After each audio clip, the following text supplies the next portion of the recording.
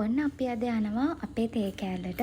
අපි තේ පැල පැල කරත් හරි මේ ආයේ ඒ පැත්තට යන්න බැරි වුණා. මොකද තිබිච්ච වැඩත් එක්ක අද අපි නිවාඩුවක් දාලම ඒ පැත්තට යන්න හිතුවා. මොකද ගොඩ ඒ කියන්නේ තේ පැල පේන්නේ නැති වෙන්නම මේ වල්ගස් වැවිලා. එතකොට ඉතින් මේ පැලේට හරි පෝෂණයක් ලැබෙන්නේ නැහැනේ. ඒ ටික සුද්ධ කරලා දාන්න ඕනිනේ. ඒ හින්දා අපි අද අලුත් තේ කෑල්ලට යන ගමන් තමයි ඉන්නේ.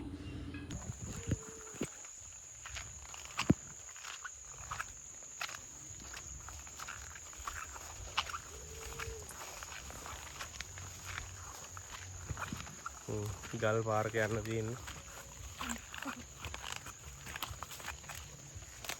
මේ ලිස්සන හොඳේ.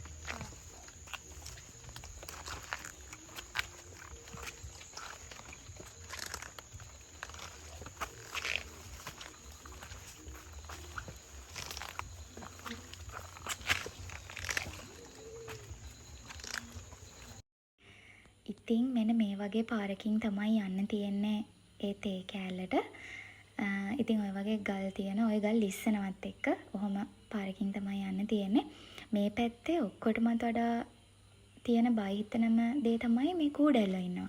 දැන් අපේ පැත්තේ නම් කූඩැල්ලෝ නැහැනේ. ඉතින් කූඩැල්ලෝ කාලා හැම පුරුද්දක් නැහැ.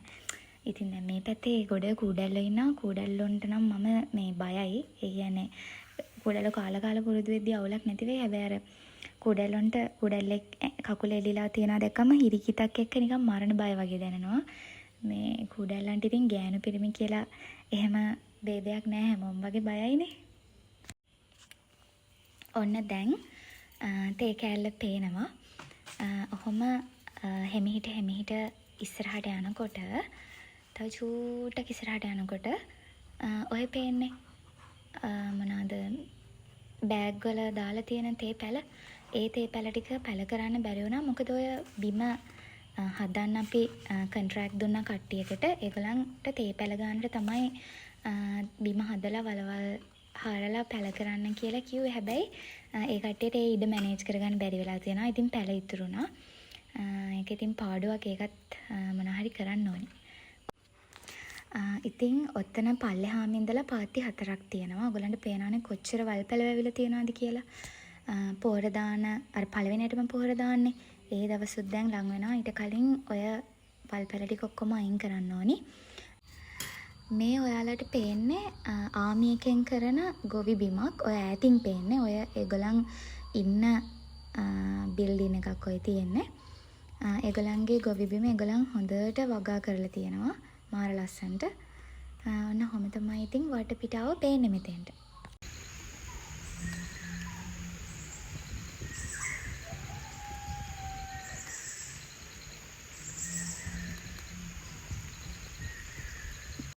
ඉතින් අද අපිට මේ ඔක්කොම සුද්ධ කරලා ඉවර කරගන්න බෑ. අද පුළුවන් ටික සුද්ධ කරලා තව කෙනෙක්ට කියලා කුලියට මේක සුද්ධ කරගන්න තමයි අපි හිතාගෙන ඉන්නේ.